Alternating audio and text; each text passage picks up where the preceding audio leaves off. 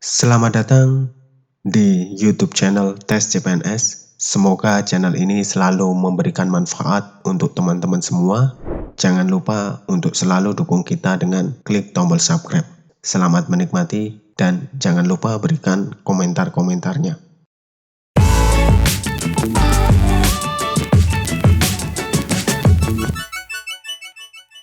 Halo teman-teman, Assalamualaikum warahmatullahi wabarakatuh. Kali ini kita masih belajar mengenai tes CPNS, mana di sini ada soal yang terkait dengan soal-soal tes CPNS yang akan kita bedah atau kita pelajari bersama satu persatu. Di sini ada soal menjadi salah satu anggota DPD. Ini ada anggota DPD ya teman-teman, merupakan salah satu contoh bentuk keikutsertaan rakyat. Kita tahu sendiri bahwa DPD itu kan berasal dari rakyat sipil ya teman-teman. Sipil yang nanti kemudian ikut partai politik atau sebagai anggota perwakilan pribadi yang dipilih rakyat. Tapi kecenderungan orang yang dari DPD ini itu memiliki keterkaitan dengan partai politik walaupun langsung atau tidak langsung. Ini contoh bentuk keikutsertaan rakyat dalam kita ambil jawaban yang perwakilan, di mana rakyat itu kan memiliki wakil atau memiliki pemilihan yang berbentuk DPR, dan juga ada dari kepala pemerintahan. Ini biasanya DPR itu partai politik, ini juga partai politik. Ini DPR, terus ada kepala pemerintahan seperti bupati, presiden, dan lain sebagainya. Nah, yang independen, walaupun mereka itu kadang dari partai politik ini yang melepaskan jabatan atau lain sebagainya, atau sudah pensiun dari dunia politik atau dari rakyat murni, itu biasanya adalah DPD. Nah, DPD ini itu juga melalui pemilu, semua ini melalui pemilu. Dan nanti biasanya DPR itu akan membentuk juga MPR, teman-teman. Membentuk MPR yang tujuannya untuk membentuk atau melakukan sesuatu yang harus dilakukan oleh MPR, bukan DPR. Kalau DPR kan membentuknya undang-undang. Kalau pemerintahan kan mengatur pemerintahan biasanya. Kalau DPD itu mengontrol, terus MPR itu membentuk sesuatu yang ada kaitannya dengan MPR, seperti peresmian presiden atau pengangkatan sumpah dan lain sebagainya itu dilakukan oleh MPR. Terus yang berikutnya adalah Pancasila mempunyai peranan sebagai paradigma pembangunan nasional. Nah, kita di sini kalau melihat soal seperti ini, kita lihat dulu pembangunan dan kita lihat jawabannya. Kita pilih yang paling sesuai. Pancasila menjadi dasar segala aspek pembangunan, ya. Pertumbuhan harus dibangun demi kemajuan yang akan datang, ya. Pembangunan harus merata sampai ke pelosok, ya. Pembangunan tanpa melihat pihak luar, apakah iya?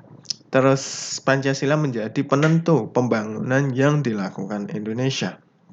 Nah, kalau melihat soal seperti ini, kita pilih yang paling jelas, teman-teman. Artinya apa? Jawabannya itu tidak ambigu. Tidak memberi kata-kata yang bersayap. Pancasila sebagai penentu pembangunan yang dilakukan Indonesia bukan karena penentu itu kan ada anggaran, ada kebutuhan dan lain sebagainya, ada rapat dan sebagainya. Terus Pancasila pembangunan melihat pihak luar tidak, pembangunan harus merata sampai ke pelosok. Iya, akan tapi ini bukan sebagai peranan Pancasila di situ. Pertumbuhan yang harus dilakukan demi kemajuan yang akan datang, iya, tapi bukan bagian dari arti tersebut. Nah, ini yang ada tulisan Pancasila dan mencakup ke segala bidang adalah ini. Pancasila menjadi dasar segala aspek pembangunan. Bisa pembangunan rohani, itu yang berdasarkan ketuhanan, bisa pembangunan hukum yang berdasarkan HAM, bisa pembangunan demokrasi, pembangunan sosial, pembangunan misalnya pertahanan dan lain sebagainya. Itu cenderung berada di segala aspek pembangunan, bukan hanya pembangunan fisik saja ya teman-teman. Terus yang berikutnya adalah lambang yang ada pada burung Garuda mengandung makna sesuai dengan sila yang ada pada Pancasila. Sila keempat pada burung Garuda dilambangkan dengan sila keempat. Nah, ini lambang-lambang kita juga harus memahami, harus berpikir ya teman-teman. Kalau kita melihat lambang Pancasila kan seperti ini. Di tengah kita lihat ada bintang. Terus kita berputar. Nah, setelah kita melihat seperti ini, yang utama kan sila pertama kan ada di bintang teman-teman. Terus kita turun ke pojok kanan bawah. Ini adalah sila kedua yang merupakan gambar dari rantai. Rantai itu apa? Rantai adalah kemanusiaan yang adil dan beradab. Terus yang berikutnya kita naik ke atas. Ini adalah sila ketiga teman-teman, di mana ini adalah persatuan Indonesia yang digambarkan dengan pohon beringin. Terus setelah kita dari sini berputar ke atas, terus berputar ke kiri. Di sini, di bagian pojok atas kiri ini ada lambang banteng teman-teman. Ada lambang banteng, ini yang merupakan asas demokrasi atau kerakyatan yang dipimpin oleh hikmah kebijaksanaan. Terus kemudian ke bawah di sini ada lambang padi dan kapas. Ini merupakan keadilan sosial.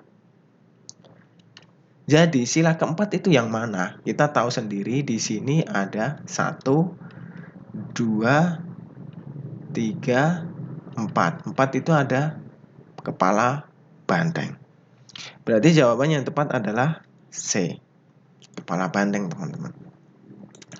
Terus yang berikutnya ada lambang negara burung Garuda memiliki makna yang terkandung di dalamnya. Jumlah bulu pada masing-masing sayap burung Garuda berjumlah titik-titik.